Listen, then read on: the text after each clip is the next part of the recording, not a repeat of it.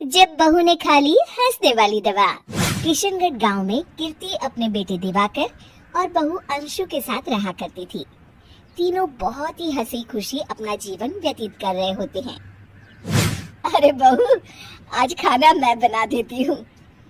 नहीं माँ जी, आप क्यों तकलीफ कर रही हैं? आप आराम कीजिए, खाना मैं ही बनाऊंगी। कितनी अच्छी बहू मिली है मुझे। भगवान ऐसी बहू सबको दे। सब कुछ ठीक चल रहा होता है कि एक दिन गलती से अंशु हंसने वाली दवा खा लेती है। बस उस दिन से सब कुछ बदल जाता है। अरे बहू, मेरे घुटनों में बहुत दर्द हो रहा है, जरा बाम तो दे दे। अरे बाम लगा कर क्या करोगी माँ जी? मैं पाँव दबा देती हूँ। अरे एक तो मुझे पाँव दर्द हो रहा है, ऊपर से तुम हंस रही हो। I'm sorry माँ जी। अरे फिर से हंस रही है, जा तू मेरे कमरे से, मुझे तुझसे बात नहीं करनी। हे भगवान, ये क्या हो गया? माँ जी क्या सोचेगी?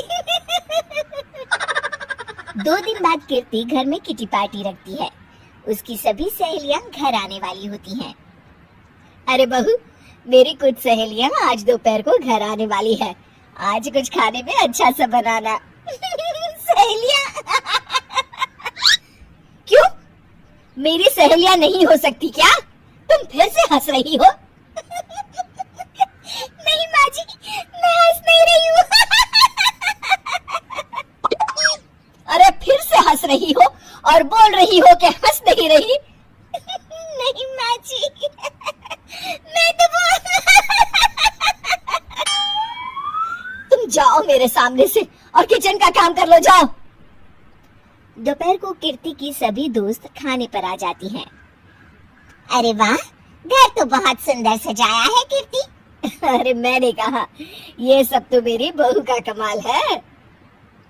अरे वाह, बड़ी गुनी है तुम्हारी बहू तो। हाँ हाँ, खाना भी अच्छा बनाया है। हाँ, बहुत ही गुनी है। तो हमको नहीं मिलवाओगी क्या, या छुपा कर रखोगी अपनी हीरे जैसी बहू को? अरे नहीं नहीं, अभी बुलाती हूँ। अंशु, ओ अंशु, बहू रानी। अंशु बाहर आती है। जी माँ जी। बहू, ये सब मेरी सहेलियां हैं, मिलो सबसे। नमस्ते आंटी। नमस्ते बेटा, बहू तो बहुत अच्छी मिली है तुमको, किस्मत वाली हो तुम। किस्मत वाली? अरे क्या हुआ? हंस क्यों रही हो? नहीं नहीं, मैं हंस नहीं रही हूँ।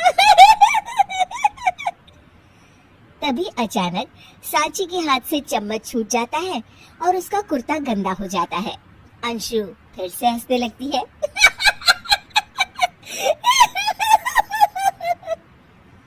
इधर सब सहेलियां गुस्सा होकर चली जाती हैं।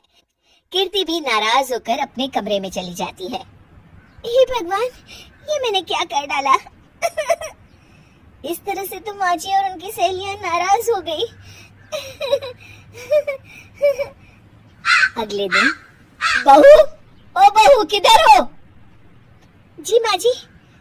जल्दी से मेरे साथ चलो, पड़ोस वाले शर्मा जी की हार्ट अटैक से मौत हो गई है, उनके घर बैठक के लिए जाना है। अंशु तैयार होकर आ जाती है। थोड़ी देर में दोनों शर्मा जी के घर पहुंच जाती है। वहाँ पर सब रो रहे होते हैं।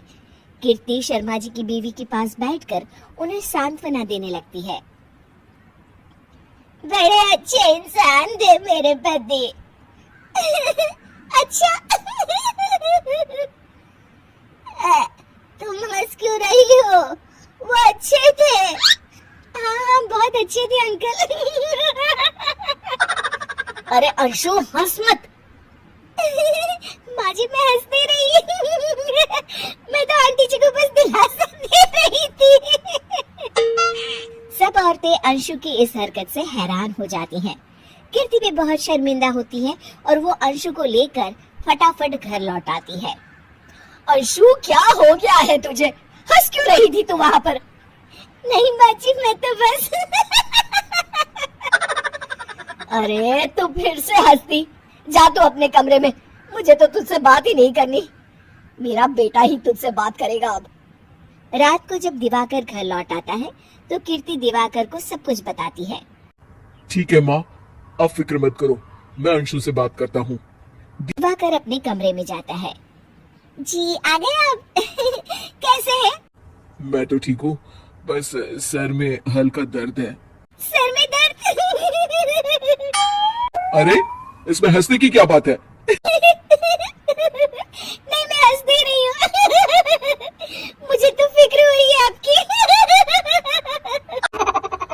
एक तो मेरे सर में दर्द है, ऊपर से तुम हंस रही हो। अरे कैसे समझाऊं मैं आपको? मैं हंस नहीं रही।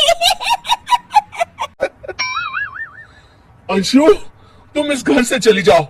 माँ ने मुझे बताया जो भी तुमने शर्मा आंटी की घर किया, और किटी पार्टी में भी। नहीं जी, मैं ऐसे नहीं हूँ। तो अभी क्या हुआ था? क्यों हंस रही थी तुम? रुकिए, मैं आपको सब कुछ बताती हूँ। बताती हूँ आपको सब कुछ।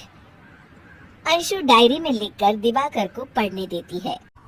कुछ दिनों पहले मैंने गलती से हंसने वाली दवा पी ली थी, जिसकी वजह से ये सब हो रहा है। इसका असर कुछ दिन और रहेगा। अरे तो तुमने ये सब पहले क्यों नहीं बताया अंशु? वो मैंने माँ जी को बताने की बहुत कोशिश की, मगर उन्होंने सुना ही नहीं। अरे ठीक है, मगर वादा करो, जब तक दवाई का असर ठीक नहीं हो जाता तुम घर से बाहर नहीं जाओगी। नहीं जाऊंगी, और हंसूंगी तो बिल्कुल नहीं। लो, तुम तो फिर से हंस दी।